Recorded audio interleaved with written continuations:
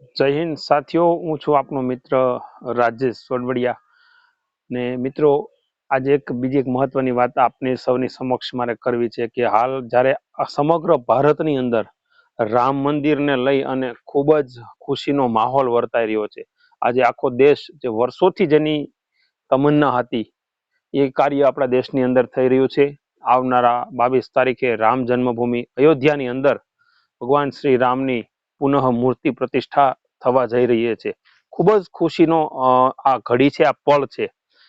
પરંતુ સાથે એક આપણા ગુજરાતીઓ માટે પણ ખૂબ ખુશીની વાત છે અને એને લઈને મારે આપ સૌની સમક્ષ એક નાનકડી વાત કરવી છે કે હાલ ગુજરાતની અંદર સૌરાષ્ટ્રના અમરેલી જિલ્લાના ચમારડી ગામના ગોપાલભાઈ વસ્તાપરા નામના એક વ્યક્તિ કે જેને સૌરાષ્ટ્રની અંદર ભામાશા તરીકે ઓળખવામાં આવે છે, એટલે કે ખૂબ મોટા દાનવીર પાત્ર છે। અને એમનો એક સંકલ્પ છે કે મારે ગામડે ગામડે આ દેશના લોખંડી પુરુષ એટલે કે સરદાર વલ્લભભાઈ પટેલ એમની એક પ્રતિમા પ્રસ્થાપિત કરવી છે અને દરેક ગામના પટાંગણની અંદર માનનીય શ્રી સરદાર સાહેબની પ્રતિમા હોવી જોઈએ એવો એમણે એક સંકલ્પ લીધો છે। મૂર્તિઓ જે બનાવી અને ગામડે ગામડે એ આપે છે અને દરેક ગામડે આ મૂર્તિની પ્રતિષ્ઠા કરવાની છે અને દર વર્ષે સરદાર સાહેબના જે કઈ વારતિથિ હોય ત્યારે એમની આપણે પૂજન કે ફુલહાર જે કઈ વિધિવત થતું હોય એ કરવાનું છે અને રોજે પણ બધાને સરદાર સાહેબના દર્શન થશે। મિત્રો આ દેશનું એક પાત્ર, એક શબ્દ એવો છે કે તમે કોઈ પણ શબ્દ હોય ને એની આગળ અ લગાડી ગયો ને એટલે નકારાત્મક શબ્દ બને છે। જેમ કે સત્ય છે એની આગળ અ લગાડો એટલે અસત્ય બની જાય છે। જેમ કે બીજો કોઈ પણ શબ્દ હોય, હિત છે તો હિતની આગળ અ લગાડો એટલે અહિત બની જાય, એટલે કે પોઝિટિવ શબ્દની આગળ અ લગાડો એટલે નકારાત્મક નેગેટિવ શબ્દ બની જાય છે। પણ એક સરદાર શબ્દ એવો છે કે જેની આગળ અ લાગે એટલે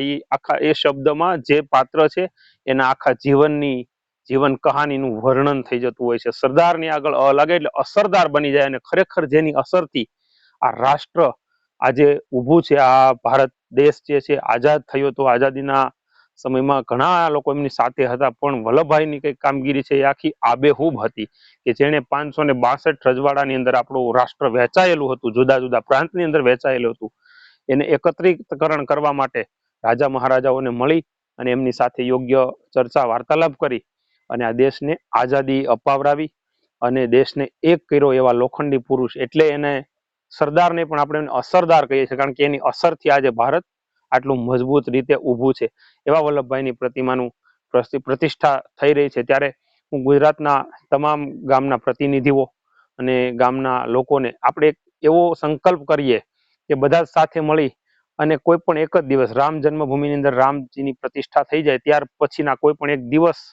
જો બધા સાથે મળી અને નક્કી કરશે, ખાસ કરીને ગોપાલભાઈનો જો આ સંદેશ ગોપાલભાઈ સુધી મારો આ સંદેશ પહોંચે તો એ પણ બધાને એક વિનંતી, એક વાત કરે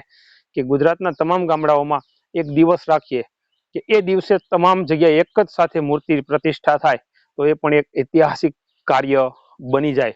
એવો મારી સૌને વિનંતી છે। અને આ વાત ઉપર આપણે સૌ વિચારીએ અને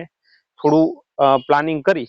અને આવું કંઈક કરીએ તો ખૂબ જ સારું કહેવાય। ગોપાલભાઈ વસ્તાપરાનો તો આપણે જેટલો માનીએ એટલો આભાર ઓછો પડે, કારણ કે ખૂબ મોટું કામ કરી રહ્યા છે। આવનાર પેઢીમાં હવે સરદાર વલ્લભભાઈ પટેલને કાયમ લોકો સવારમાં ઉઠીને દર્શન કરશે, કારણ કે આપણા જે કોઈ સ્વજનો હોય જે આપણા માટે કંઈક કરી ગયા હોય એ સ્વર્ગસ્થ થાય, પણ ખરેખર એ સ્વર્ગસ્થ નથી થતા, હૃદયસ્થ થાય છે। આપણા હૃદયની અંદર હંમેશા માટે એનો વાસ, એનો ભાવ રહે છે। તો આ ભાવનાને પ્રગટ કરવા માટે ગોપાલભાઈ જે આ પણ એક મહાયજ્ઞ જ કહેવાય, રાષ્ટ્રની સુખાકારી માટેનો અથવા તો રાષ્ટ્રની એક ચિંતન માટેનો જે શિબિર કહેવાય એ કરી છે કે જેમણે વિચાર કર્યો, એક તો એમના વિચારને ખૂબ ખૂબ ધન્યવાદ છે, બીજું કે ગોપાલભાઈનું કામ છે એને પણ ખૂબ ખૂબ ધન્યવાદ છે। અને તમે ગુજરાત માટે જે કર્યું છે, ગુજરાતની જનતા તો શું પણ રાષ્ટ્રની જનતા અને ગુજરાતીઓ જ્યાં જ્યાં વસે છે એ ક્યારેય આ કામને ભૂલી નહીં શકે અને એના વખાણ તો તમે કરી જ ન શકો, કારણ કે અનહદ વખાણની પ્રવૃત્તિ છે અને સારું કાર્ય કર્યું છે। તો બસ મારે આપ સૌને આ એટલો સંદેશ આપવો છે કે આપણે સૌ સાથે મળી અને ગોપાલભાઈએ જે કામ કર્યું છે એ કામનો આપણે કંઈક ઇતિહાસ બને એવી રીતે બધા એક જ સાથે એક દિવસે જો આ મૂર્તિનું અનાવરણ થાય અથવા તો ગામની અંદર પ્રતિષ્ઠા થાય તો આખા ગુજરાતની અંદર પણ એક દિવાળી જેવો